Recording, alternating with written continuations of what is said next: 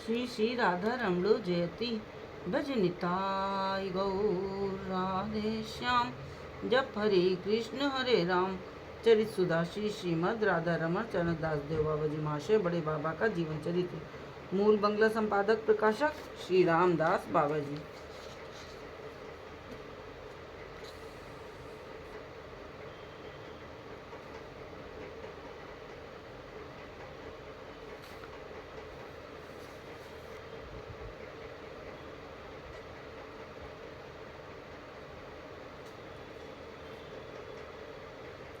अपराह्न 5 बजे बाबा जी माशय वनमाली बाबू हरिचरण बाबा जी रसिकदास बाबा जी आदि कई लोग बैठे बैठे इष्ट गोष्ठी कर रहे थे। नारा रूप लीला प्रसंग चल रहा था। रसिकदास बाबा जी माशय ने पूछा, इस आश्रम में श्री विग्रह की जो अष्टकालानुयायी लीला सेवा की प्रत्यक्ष प्रणाली है वो और कहीं तो देखने में नहीं आती, तो क्या यह गोस्वामी गण की अभिप्रेत प्रणाली नहीं है?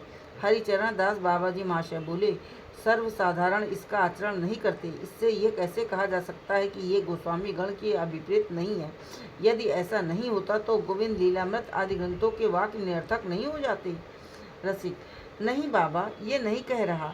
मेरा मतलब है कि श्री राधा गोविंद की अष्टकालीन लीला केवल स्मरण का विषय है या बाह्य आचरण का भी? हरिचरण, दादा आप बताइए। बाबा जी, विग्रह सेवा का मुख्य उद्देश्य क्या मूर्ति रूप में नित्य लीला को प्रकट कर सेवा करना नहीं है? निर्जन में बैठकर स्मरण करने की अपेक्षा क्या यह प्रणाली अधिक सुगम नहीं है? रसिक, ये तो बिल्कुल सत्य है।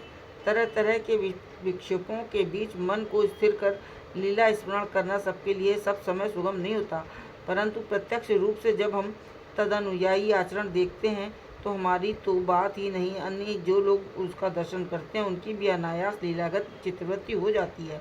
इस मनोमुग्धकारी अति सुंदर भाव को देख मेरे मन में ये बात आती है कि विग्रह सेवा के साथ साथ इस प्रकार का स्मरण करने से भाव का विकास होता है और धीरे धीरे सुमधुर ब्रजलीला साधारण लोगों को भी हृदयंगम होती है। तब कुसुम मंजरी दासी सखी वनमाली बाबू को लक्ष्य कर बोली, अच्छा वनमाली दादा, आप तो सर्वदा स्मरण निष्ठ रहते हैं, पर आपके राधा विनोद जी की सेवा इस प्रकार क्यों नहीं होती? वनमाली, इसमें संदेह नहीं कि इस प्रकार की सेवा बड़ी आनंददायक और स्मरण के अनुकूल है, पर मैं अपने स्वभाव से लाचार हूँ, क्योंकि मैं विनोद को कभी अकेला नहीं देख सकता। एकाकी अवस्था में उनका दर्शन करते ही मेरा हृदय विदीर्ण हो जाता है और रोना आता है, इसलिए मैं उन्हें कभी विनोदनी से अलग नहीं कर सका। कुसुम, नित्य जुगल सेवा और नित्य लीला में समन्वय किस तरह करते हैं? वनमाली, स्मरण के साथ श्री विग्रह सेवा का योग रखने में असुविधा होती है। यदि ऐसा न हो तो कोई असामंजस्य नहीं है। कुसुम, निरंतर युगल रखने से गोलोक लीला कैसे संभव हो सकती है? पर किया रस में सदा दोनों का साथ रहना कहाँ संभव है? पर किया रस का मूल मंत्र ही संयोग वियोग दैवाधीन। पर किया रस में संकोच तथा गुरुजनों का भय बना रहता है, इसलिए उसमें निरंतर मिलन की बात नहीं बन सकती।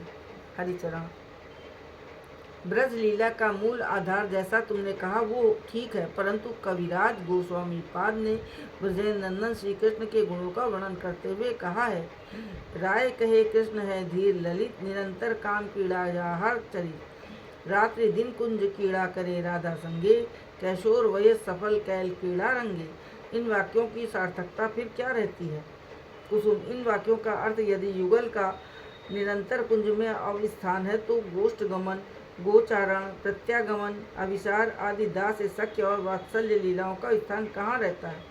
हरिचरण, अष्टकालीन लीलाओं की रक्षा करना आवश्यक है, पर कविराज गोस्वामी के वाक्यों का भी तो निरादर नहीं किया जा सकता। जो भी हो दादा, इस विषय की भली प्रकार मीमांसा करने की आवश्यकता है। बाबा जी, भाई तुम लोग पंडित हो, शास्त्रादि जानते हो, मैं शास्त्र की बात नहीं जानता, मुझे जो युक्ति संगत लगता है वही कह सकता हूँ। हरिचरण, हम लोग वही सुनना चाहते हैं। बाबा जी, व्रत की कृष्ण लीला में दास से सख्य, वात्सल्य और मधुर चारों रस सदा वर्तमान है, किंतु ये चारों भाव परकीय हैं, इसलिए प्रत्यय विहीन निश्चिंता रहित सदा संदिग्ध भाव रहा है।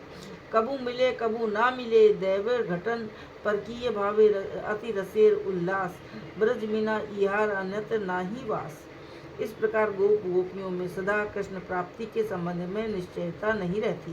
दास्य रस के गोप गोपीगण सोचते हैं कृष्ण हमारे ही प्रभु हैं, हमारे ही राजपुत्र हैं, पर जाने हमारी सेवा ग्रहण करेंगे या नहीं, क्योंकि उन्हें सुखी करने की योग्यता हमें कहाँ है इत्यादि। सखा सोचते हैं कन्हैया को पाकर गोचारण आदि लीला में हमें जो सुख होता है कन्हैया को भी वैसा ही सुख होता है, इसमें संदेह नहीं है। पर आज हमारे साथ गोचरण को जाएगा या नहीं कौन जाने। माँ यशोदा और नंद महाराज परस्पर विचार करते हुए कहते हैं लगता है गोपाल को हमारे घर खाने में सुख नहीं मिलता। घर में दूध दही और मक्खन का अभाव न होने पर भी दूसरों के घर चोरी कर खाता है। व्रत गोपियों से वे कहते हैं हमारा गोपाल तुम्हारे स्नेह के इतने अधीन है कि हमारे 1000 बार निषेध करने पर भी तुम्हारे घर खाए बिना उसे तुष्ट नहीं होती। इसलिए हम कहते हैं कि तुम गोपाल से जितना प्रेम करती हो हम उसका शतांश भी नहीं कर पाते। गोपाल हमारा नहीं तुम्हारा सबका है। किसी किसी दिन वे विशेष खाद्य पदार्थ मंगाते हैं और सोचते हैं क्या गोपाल इसे खाएगा, क्या उसे इससे सुख होगा। ये सब भाव संदेह युक्त और निश्चयता रहित है, परंतु मधुर भाव में गोपियाँ बंसी ध्वनि सुन उन्मत्त भाव से अभिसार करती हैं, पर मन ही मन सोचती हैं जाने वो मिलेगा या नहीं। हो सकता है और कोई गुणवती रमणी उस रमणी मोहन को मोहित कर किसी दूसरे कुंज में ले गई हो, या किसी गुरुजन के भय से वो कुंज छोड़ घर चला गया हो। इस प्रकार संदेह युक्त होने के कारण व्रत का भाव परकिया है। आलंबन और उद्दीपन अनुराग वर्धक रसोत्कर्ष संपादक उत्कंठा कारक और वस्तु प्रापक है। श्री मूर्ति सेवा यदि इस प्रकार की भाव से न की जाए तो सेवा की कोई सार्थकता नहीं।